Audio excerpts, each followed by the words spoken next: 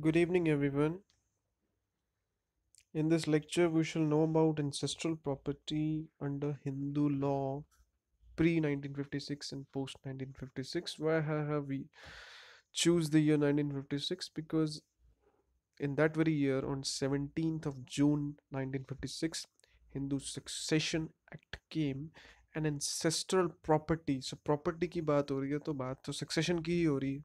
मतलब succeed कौन करेगा अगर the owner of the property dies. So ancestral property, as the term itself says, a property which a person inherits from ancestor, but its technical meaning is the property which a person inherits from father, grandfather, great grandfather. So सन को include करके 4 generation old property ये होती है. ये इसका second point हो गया. तीसरा, ancestral property remains ancestral property जब तक इसकी पार्टीशन नहीं होती. जैसे ही पार्टीशन हो गई ये सेपरेट प्रॉपर्टी बन जाती है. और इंसेस्ट्रल प्रॉपर्टी का सबसे इंपॉर्टेंट फीचर ये है, ये उन लोगों पे डिवॉल्व होती है, devolves on those persons who acquire birth interest in this property. For example ancestral property में, इंसेस्ट्रल प्रॉपर्टी अगर फादर के पास है तो बेटा उसमें बर्थ इंटरेस्ट एक्वायर कर लेगा.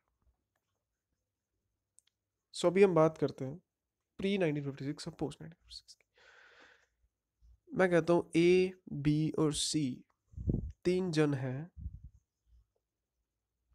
बर्थ इंटरेस्ट है तीनों का. सो तीनों के पास इंसेस्ट्रल प्रॉपर्टी है. लेट्स से ए फादर है बी एंड सी का. ए के पास इंसेस्ट्रल प्रॉपर्टी थी और बी और सी उसके सन है, तो बर्थ इंटरेस्ट हो गया. Remember the word son. Daughter को भूल जाइए. Ancestral property vis a vis daughter 2005 में आया, 9 सितंबर 2005. उससे पहले इंसेस्ट्रल प्रॉपर्टी मतलब male, son, that's it. So A father है, बी और सी सन्स है, बर्थ इंटरेस्ट है, पार्टीशन हो गई. ए की सेपरेट हो गई, बी की सेपरेट हो गई, सी की सेपरेट हो गई.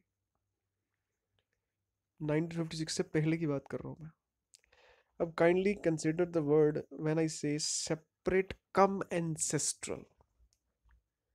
सो ये प्रॉपर्टी क्या हुई है पार्टीशन के बाद? ए की सेपरेट कम एंसेस्ट्रल, बी की सेपरेट कम एंसेस्ट्रल, सी की सेपरेट कम एंसेस्ट्रल. बी ए के सन है, सी बी ए का सन है. अब बी ने लेट से 1 साल बाद शादी करा ली, 2 साल बाद घर पे बच्चा हो गया, दैट टू मेल सन हुआ. अब जो प्रॉपर्टी उसने रिसीव करी है ना अपने फादर से, ए से, and I use the term separate come ancestral. अब इस एंसेस्ट्रल प्रॉपर्टी का रोल एक्टिवेट होता है क्योंकि अब जो बच्चा पैदा हो गया है ना, वैसे तो उसका जब वूम्ब में आता है, as soon as the gestation period starts, तभी से उसका स्टेटस शुरू हो जाता है. बट पॉइंट इज, सर्टेनिटी नहीं होती कि वो मेल होगा या फीमेल होगी. Hence I am for your convenience using the term जब वो मेल बच्चा पैदा हो गया. We shall deal it in some other lecture कि वो वूम्ब में बच्चे का स्टेटस क्या होता है. सो बात हो रही है, ये बच्चा पैदा हो गया ए बी का, B1 कह सकते हैं, B1 is son of B. अब लेट से पार्टीशन तो 5 साल पहले हुई थी, उसने पार्टीशन के 5 साल निकल गए हैं, उसके बीच में उसने शादी करी, फिर बच्चा हुआ, चाहे 5 साल हो चुके हैं, सेपरेट कम एंसेस्ट्रल थी प्रॉपर्टी. तो ये प्रॉपर्टी का एंसेस्ट्रल होने का स्टेटस एक्टिवेट हो जाएगा और इसका बी का बच्चा उस प्रॉपर्टी में इंटरेस्ट एक्वायर कर लेगा. ये तो था 1956 से पहले की बात. ये तो थी इंसेस्ट्रल प्रॉपर्टी की बात कि पार्टीशन के बाद भी चाहे वो सेपरेट प्रॉपर्टी बन गई, पर उसके साथ जो ये टैग जुड़ा रहता है ना कि सेपरेट कम एंसेस्ट्रल, इस वजह से चाहे आपका इनहेरिट करने वाला बच्चा 10 साल बाद भी पैदा हो, वो उसमें इंटरेस्ट एक्वायर करेगा क्योंकि वो इंसेस्ट्रल प्रॉपर्टी थी, है, रहेगी. 1956 से पहले की बात कर रहा हूँ मैं. अगेन आई एम सेइंग 1956 से बाद की बात कर रहे हैं. बाकी इंसेस्ट्रल प्रॉपर्टी की डेफिनेशन तो वही है 1956 के बाद भी. इनफैक्ट 2020 में भी वही है कि it is the property which a person inherits from ancestors, father, grandfather, great grandfather, and it is 4 generation old and is not being partition. और जब भी पार्टीशन हो गई तो ये सेपरेट प्रॉपर्टी बन जाती है. अब let's say A B and सी, अब हुई पार्टीशन, पहले जब पार्टीशन हुई थी तब मैंने क्या कहा था, सेपरेट कम एंसेस्ट्रल। अब 1956 के बाद, 1956 के बाद जब पार्टीशन हुई, आई omit to use the word separate come ancestral and I use the word separate property. Simple सी भाषा में आपको समझाऊं तो अगर at the time of partition